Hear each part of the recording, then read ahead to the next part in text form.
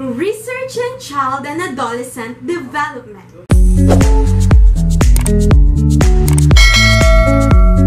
Hey guys, welcome back to my channel. This is me again, Teacher Pauline, and today let's talk about the research in child and adolescent development. Principles of research. Teachers as consumers or end users. Involves decisions related to educational policies, curriculum, effective teaching and learning processes, and even those involving research. Research is to see what everybody else has seen and to think what nobody else has thought. Teachers as researchers. Conducts of research does not only belong to thesis dissertation writers. It is for students and teachers too. The scientific method. One important principle of research is adherence to the scientific method.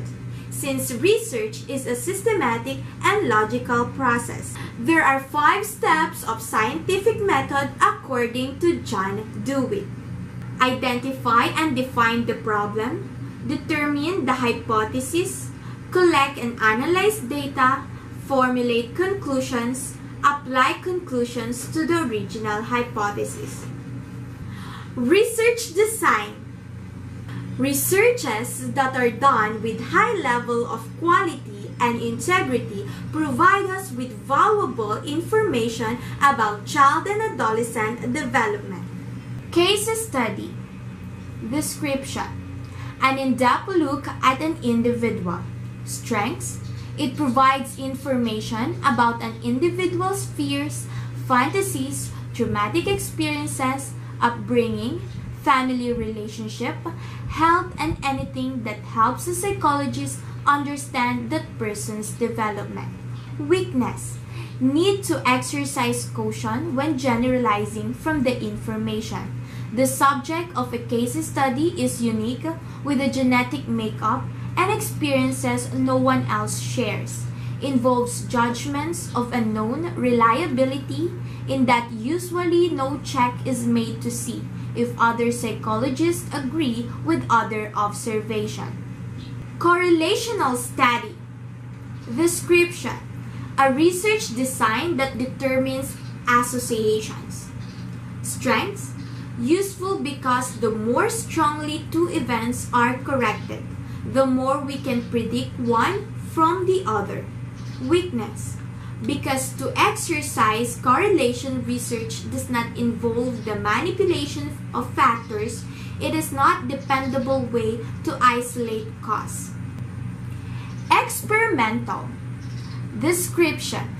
A research design that determines cause and effect relationships.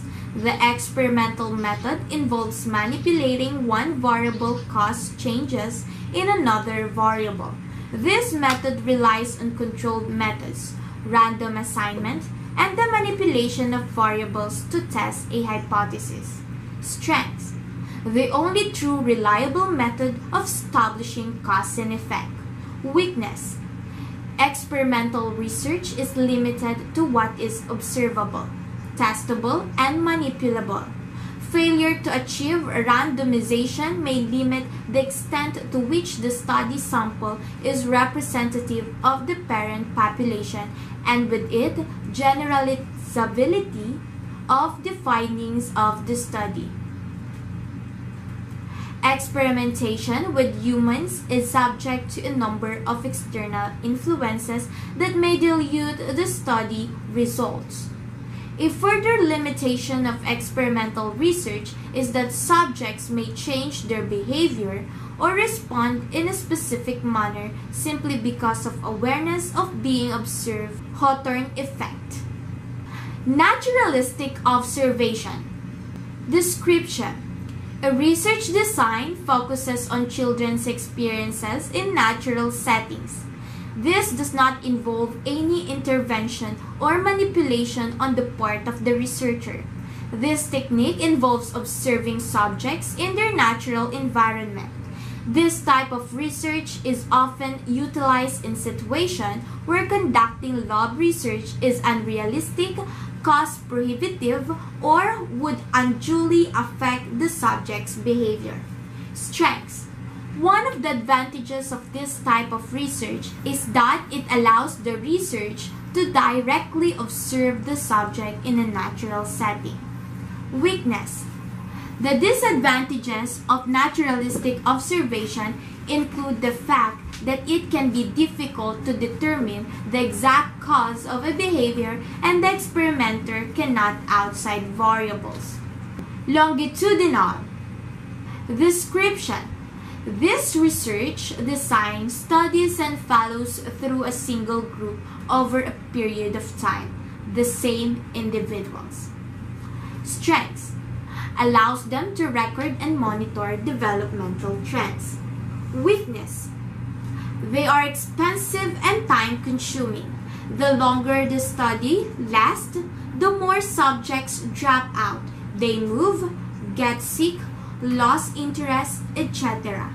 Subjects can bias the outcome of a study because those who remain may be dissimilar to those who drop out.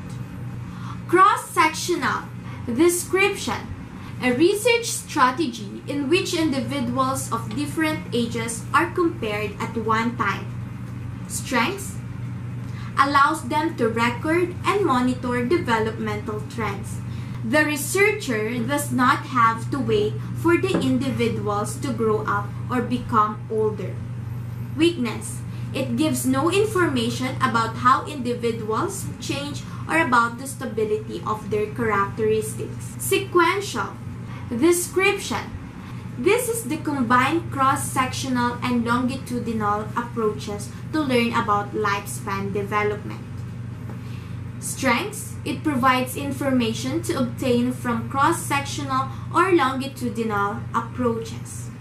Weakness. It is complex, expensive, and time-consuming. Action research. Description.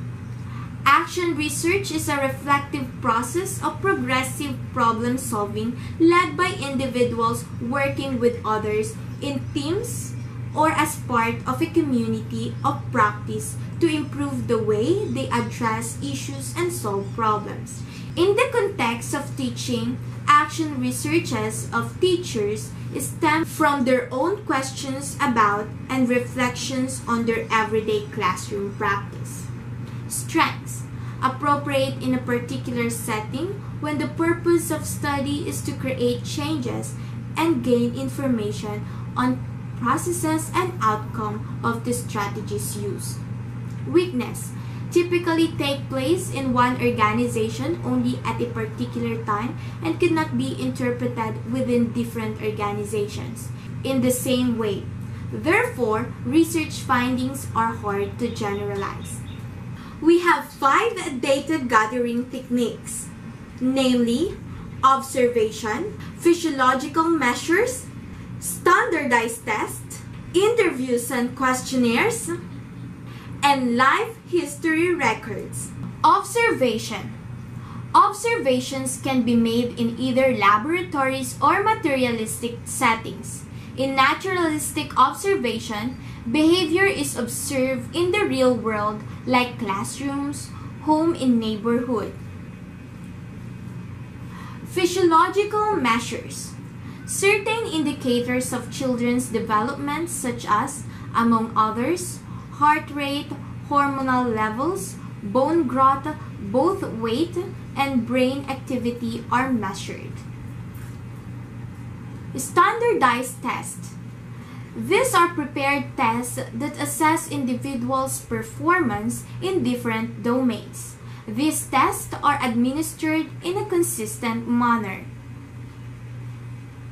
Interviews and questionnaires involves asking the participants to provide information about themselves based on the interview or questionnaire given by the researchers. Gathering of data may be conducted through a printed questionnaire, over the telephone, by mail, in person, or online. Information is obtained by utilizing standardized procedures so that every participant is asked the same questions in the same manner.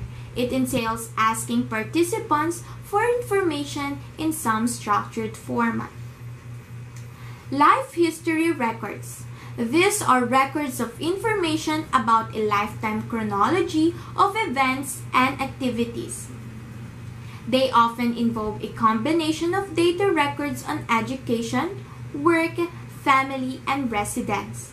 These include public records or historical documents or interviews with respondents. Ethical principles. Ethical principles provide a generalized framework within which particular ethical dilemmas may be analyzed. Some key points are: research procedures must never harm children physically or psychologically. Children and their families have the right to full information about the research in which they may participate, including possible risks and benefits. Their decision to participate must be based on what is called informed consent. Children's questions about the research should be answered in a truthful manner and in ways that children can understand. There should be respect for privacy. Information obtained through research with children should remain confidential. Impact of teachers' research involvement on teachers. Teachers who have been involved in research may become more reflective, more critical, and analytical in their teaching, and more open and committed to professional development.